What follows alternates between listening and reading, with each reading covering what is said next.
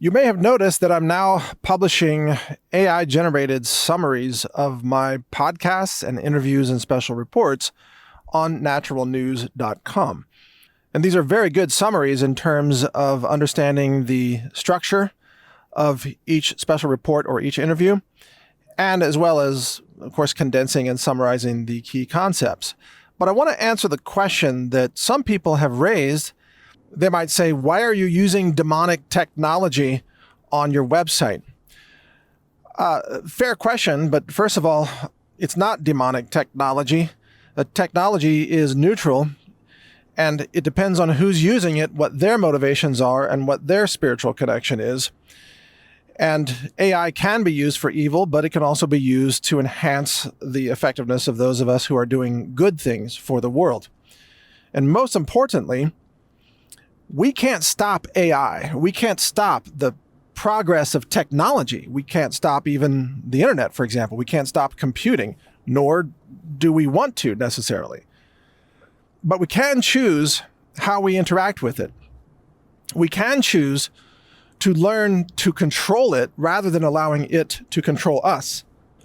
And if we don't learn how to use AI technology, then we are ignorant about how to make sure that we aren't victimized by it. The best way to, you could say, conquer this technology is to become proficient in it and then use it in ways that amplify human freedom and human knowledge and the democratization of the power of knowledge so that we, the people, can benefit from it instead of being enslaved by it. So, for example, in the exact same way, cryptocurrency, such as Bitcoin or Monero, privacy crypto specifically, uses computational power in order to enhance human freedom and enhance human privacy. And there aren't demons in the cryptocurrency. It's not a demonic technology. Rather, you could argue that CBDCs, central bank digital currencies, are more evil or more demonic. Whereas cryptocurrency, which is peer-to-peer, decentralized, democratized, is the opposite of evil. Cryptocurrency is a good use of technology in the sense that it distributes power among a large number of people, and it takes the power away from centralized control such as central banks or CBDCs, like I said. Now, what we can do with AI can also give you more power and more control over your life and more independence and liberty as an individual. And that's the way we intend to apply AI technology.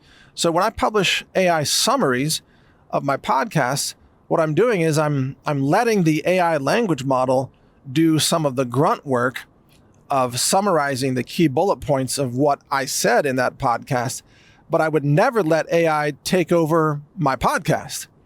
You know, you're never going to hear an AI robot just replacing me entirely while I sit back and, pretend like that's me talking. I did have an AI voice clone demonstration one time from a company called ENSLAVES, but I mentioned it up front as a demonstration. I said during the podcast that this is my robot voice, my robot clone voice, and give it a listen. And I'm trying to show you that this technology exists because it's very powerful. And then I played that sample, or I may have played a small sample at first and then explained afterwards that was the robot AI voice. But I will never surrender the core creative process of thinking and presenting and speaking. I won't give that to an AI system. That will always be done by myself because we, the humans, need to maintain control, and we need to maintain our skill set when it comes to thinking, reasoning, communicating, and sharing information with others. Now let's talk about the large language model, the LLM, that we're going to be releasing in a few months.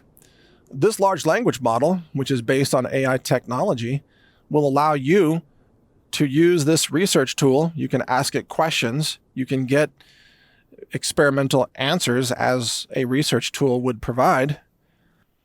And you can do so in the privacy of your own home, on your own computer, on your desktop. Because the language model that we're releasing, you can download it and run it locally, and it does not need an internet connection, and it does not spy on you. It doesn't monitor or surveil what you're asking it. And I think this is really critical because we live in a world where high-tech companies tend to spy on people. They do it all the time. Google, Apple, YouTube, search engines, whatever, mobile devices, they're always spying on you. Amazon, Alexa. Well, you may have questions. You may want to do research on topics that you don't want the search engines to know about. I mean, even personal privacy type of subjects, like maybe you have a health symptom that's embarrassing to talk about. Maybe you suffer from, low libido, for example, and you don't want to type on Google, hey, how do I solve the problem of having low libido? That's not something that people want to just throw out onto the internet. And I don't blame them. But there are good answers to that question, by the way, that will be found in the large language model that we are going to be releasing, because libido, just as a side note, has a lot to do with nutrition. And there are many herbs, there are many botanicals, there are many nutrients and even minerals that can help tremendously with issues involving libido. So that's a great example of some reason why you would want to use a locally run language model that is not spying on you. And this is only possible through AI. So I would argue that AI in the hands of people who have morals, who have ethics, and who want to do good in the world can be a tool that can amplify our efforts and our results. And I said the other day in a podcast, I said, it's critical that we do good in the world. We have to stand up against evil. We cannot be indifferent to evil. We must do good things to help others, to help shape a future society that's rooted in principles of morality, ethics, liberty. These kinds of issues are absolutely critical. And when we understand how to use technology like AI in order to achieve these goals, and when we have resources, those of us who act in the best interests of humankind, who are pro-human, right? I'm on team humanity and you are too, then good things can happen. Our AI tools aren't going to turn against you and suddenly spy on you and suddenly try to kill you, for example.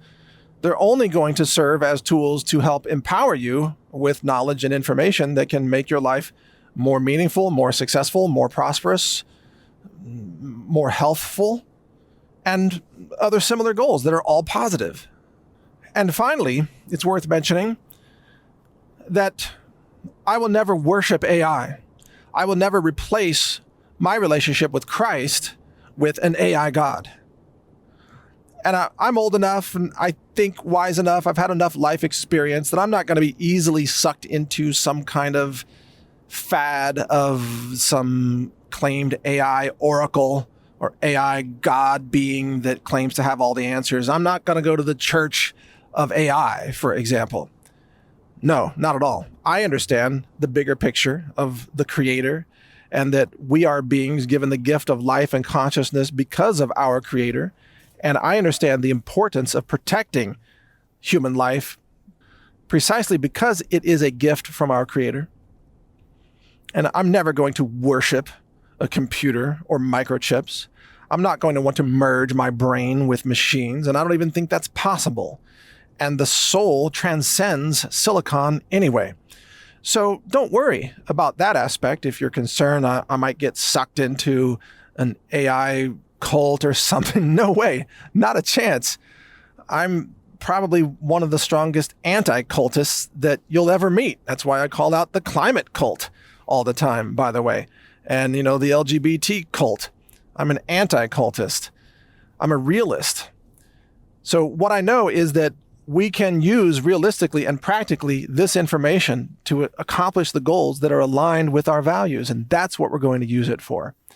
So thank you for your interest in this. Thank you for your support, and understand I will be harnessing the power of AI for the benefit of you and humanity.